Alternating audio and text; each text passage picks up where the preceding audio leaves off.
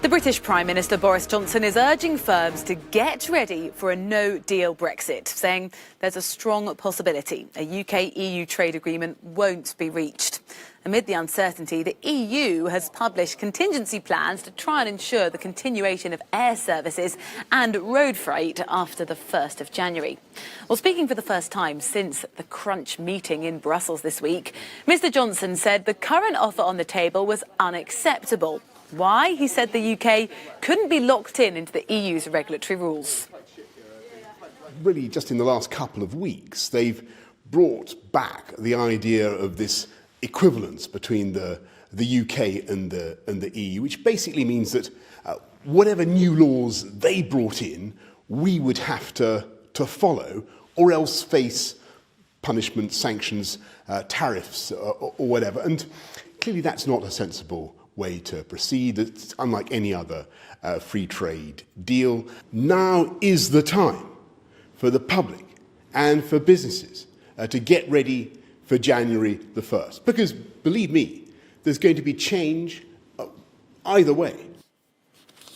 Well, let's go right to London to speak to our correspondent, Tig Enright, for more on Boris Johnson's comments. Morning to you, Tig. Look, Boris Johnson has said the UK should prepare for an Australian-type scenario. When he says that, what does he mean? Hi, Rosie. Good morning. Listen, this is his way of describing no deal, because Australia is one place on this planet which does not have a deal with the European Union, and a respectable country like Australia, it makes it sound like it is quite a respectable option, ignoring the fact that Australia is about as far away as you can get from Europe without actually leaving the planet. But unfortunately for Boris Johnson, the former Australian Prime Minister Malcolm Turnbull also appeared on British television last night, warning Britons to be careful what you wish for, and suggesting that Australia would actually prefer to have more open trading terms with the European Union. So what Boris Johnson said last night on television, and also to members of his cabinet, definitely an escalation of the rhetoric, the strong likelihood of a no-deal option. But at the same time, senior members of his own party have been warning him, saying that the world is watching and that a failure to do a deal won't look good. How prepared is the UK for a no-deal scenario? That is a very good question. You know, in one way, what Boris Johnson said there in that clip you played of him was right. Change is coming whatever happens, and many of the preparations which have been made for a deal will also apply to no deal, because a border will be reintroduced no matter what happens. The government will say we've been preparing for this for years and we are ready. I think businesses will say no, we're not actually ready. The lorry parks have been built. There are contingency plans in the county of Kent, which is where the busiest port of Dover is situated, to cope with Gridlock. Everybody recognises that there will be some kind of disruption. I think the open question is just how bad and how bad it could be and for how long it might last, and also whether it's a price worth paying. Rosie? Tig, thank you very much. Our correspondent there in London. Well, some of the complications are already all too visible. Ports in France and the UK are gridlocked as businesses scramble to stock up ahead of the Brexit deadline at the end of this year. The surge in shipments is causing delays and long queues in Calais, while some British retailers have expressed concern that they're going to struggle to get stock into stores. Lucia Riera reports. Patience is what these truckers near Calais, in the north of France, need to cross the English Channel. Long queues of lorries have formed 3 weeks before the UK's exit from the European Union, with a post-Brexit trade agreement still being discussed. A chaotic situation that has an explanation. There's a lot of anticipation about Brexit on the British side. They're in the process of setting up warehouses in anticipation of the additional steps involved in Brexit. Customs declarations, security declarations, and customs duties. Goods are likely to cost more.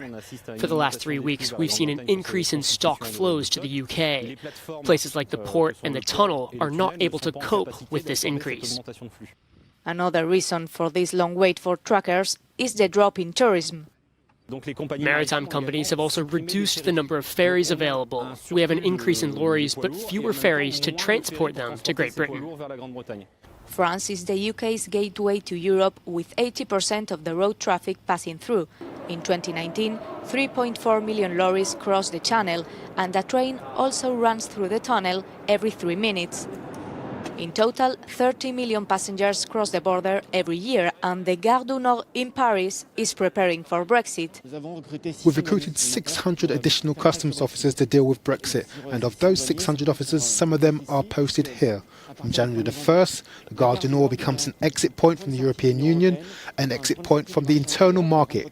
Great Britain becomes a separate country. It means checks, air and border police controls, with people needing a passport to cross this border. On January the 1st, everything will change. France's neighbour, Great Britain, will soon be treated as a third country, like China or faraway Australia. Lucia Riera, Euronews. Well, the EU's also been preparing in case of remaining issues of fishing rights and competition rules can't be resolved. Well, let's speak now with Italian politician Sandro Gozi, MEP with the Renew Europe group. Thank you very much for joining us today. Thank you. What are the consequences of a no deal? Well, I mean, the consequences of no deal are bad for the European Union and very bad for UK, because it is clear that everything would get extremely complicated. You have just shown what is going to happen. It's already happening between Dover and Calais. I think that for every 2 minutes of delay for a truck, you create a long queue of 47 kilometers. And it is clear that without deal, there is a big loss in GDP, in outcome, in wealth for both the UK and EU, much stronger for UK, around 4% down will go UK, whereas for France, we will lose 0.2%, for example, of production and wealth. But it is clear that a good deal would be better than a no deal. A bad deal, well, it's better to try again next year. Try again next year will surely be more acrimonious if it gets to that point. Do you think it is possible for there to be some kind of compromise in the next few days, weeks? I think it's still possible. I don't think the Australian model can be indicated as a possible solution. I think that Why not? Because the dimension of the trade relation between UK and EU is, I think, 25% bigger than the relation between a very far country like Australia and the EU. First. Second, because the idea is really to share a market. If you share a market, you cannot accept that there is too wide divergences in competition rules between the British firm and the European firm. This doesn't mean that UK must import each regulation from the EU, must accept that if there are too strong divergences, we have some system to correct them and to keep them into within an acceptable way, an acceptable situation. So, I mean, we are talking about something that in terms of trade, in economic terms, is without any precedent, and certainly the Australian model cannot be used as a model. And by the way, the Australian would like to have a stronger relationship with the EU.